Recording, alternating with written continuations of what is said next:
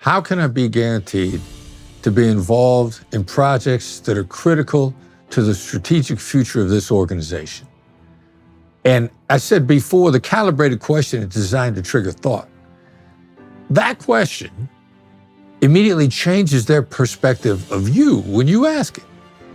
Like you're telling them, look, I want to advance everybody's life here. I want to play in a big game.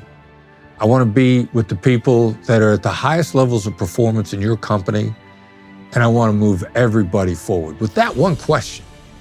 And it completely changes the outcome, because then it's not just what your skill set is for this particular job. Maybe they got a job for you in a mailroom, but you want to be the head of the division. And you want to know how to get there, and you want to get there by succeeding and taking everybody with you.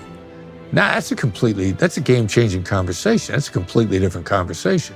Maybe they thought they were bringing somebody in to push a mail cart around, and now you're somebody that says, yeah, not only will I do the little jobs to learn this from the bottom up, but I want to make everybody's life better. I want to help everybody succeed. Now I'm willing to learn. I'm coachable. Now it's a different conversation. So say that question again. Well, I'm willing to learn and I'm coachable, and I want to make everybody's life better. I'm doing a virtual keynote a couple years ago. The CEO of the company and his entire sales team, and we got a keynote going, and one of his sales team had literally asked me while he's on the call, how do we negotiate with this guy to get more money?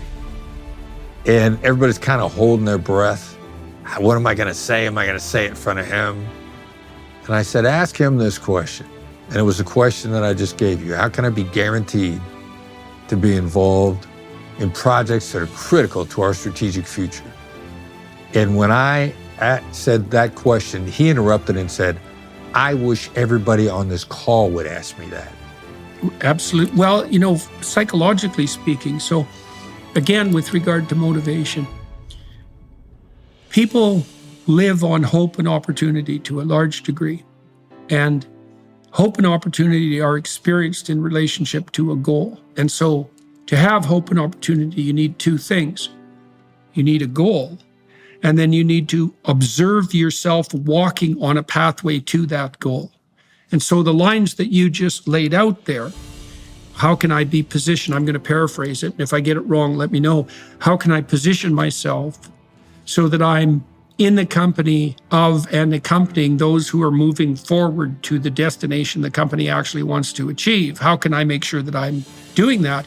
Well, you said on the one hand, you're opening up the vision of the people that you're speaking to, and you're indicating to them very clearly that you want to be where the action is, and you're going to be a part of that. But for yourself, what you've done is you've opened up the door to meaningful engagement with the company. Now, the price you're going to have to pay for that is responsibility. And that's why you can't use these sorts of questions as a technique, right? If it's a technique, you're a liar. If you've thought this through and that's what you want, well, then you're also the sort of person that anyone with any sense would want to hire, because it's certainly the case that if you have any sense as a manager, when you hire someone, what you're actually doing them is offering a set of indeterminate opportunities.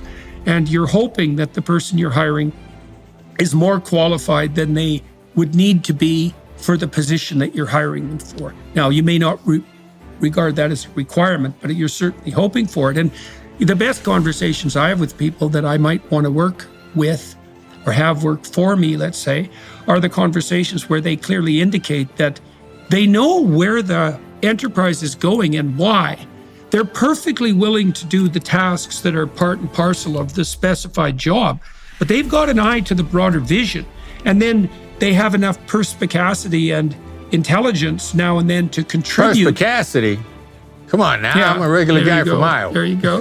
There you go. Yeah. You went to Harvard. You should be able to have a perspicacity. So, and then you're well, if you surround yourself with people like that, then you always have people who are looking out for where you're going with fresh sets of eyes and who are offering opportunities for you to go there too. And that speaks to the idea that you had that a negotiation is a collaboration.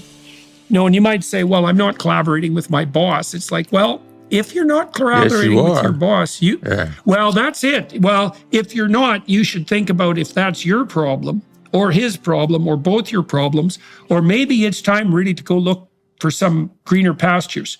Exactly. Right? Because if it is an adversarial relationship all the way to the bottom, and you're being forced or compelled to do things you don't want to do against your wishes, then you're not optimally situated in your life. Now, I know that sometimes by necessity, people can be stuck in situations like that for some period of time, but man, you need an escape route. Like, you need to plot an escape route if you're in a situation like that. Yeah.